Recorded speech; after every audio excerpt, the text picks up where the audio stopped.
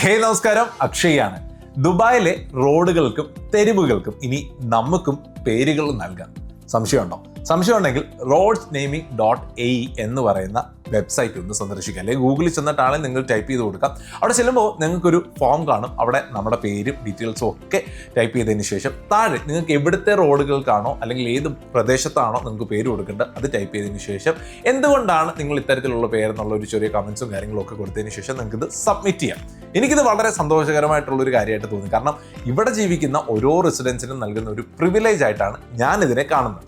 പേരുകൾ നൽകുമ്പോൾ നമ്മൾ ഒന്ന് രണ്ട് കാര്യം ശ്രദ്ധിക്കേണ്ടതായിട്ടുണ്ട്. അതായത് നിങ്ങളൊരു പ്രദേശം കണ്ടു, ആ പ്രദേശത്തിന് അനുയോജ്യമായിട്ടുള്ള ഒരു പേരായിരിക്കണം നൽകുന്നത്. ഇനി അതല്ലെങ്കിൽ അറബിക് ആൻഡ് ഇസ്ലാമിക് ഡിസൈനിന്റെ ഭാഗമായിട്ട് വരുന്നതോ പ്രകൃതിപരമായിട്ട് വരുന്നതോ എന്തെങ്കിലും ജുവലറിയുടെ പേരോ അല്ലെങ്കിൽ എന്തെങ്കിലും പക്ഷികളുടെ പേരോ അല്ലെങ്കിൽ മറ്റെന്തെങ്കിലും ആയിട്ടുള്ള ഹിസ്റ്റോറിക്കൽ ആയിട്ടുള്ള പേരുകളൊക്കെ തന്നെ നിങ്ങൾക്ക് കൊടുക്കാവുന്നതാണ്. ചുരുക്കം പറഞ്ഞാൽ ദുബായിയുടെ ഹിസ്റ്ററിയും ഹെറിറ്റേജും അതിൻ്റെ മൂല്യവും ഒട്ടും തന്നെ കുറയാത്ത ഒരു പേരായിരിക്കണം നിങ്ങൾ സജസ്റ്റ് ചെയ്യേണ്ടത്. എന്താണെങ്കിലും ഈ വെബ്സൈറ്റ് ഒന്ന് വിസിറ്റ് ചെയ്ത് നോക്കുക, roadsnaming.ae.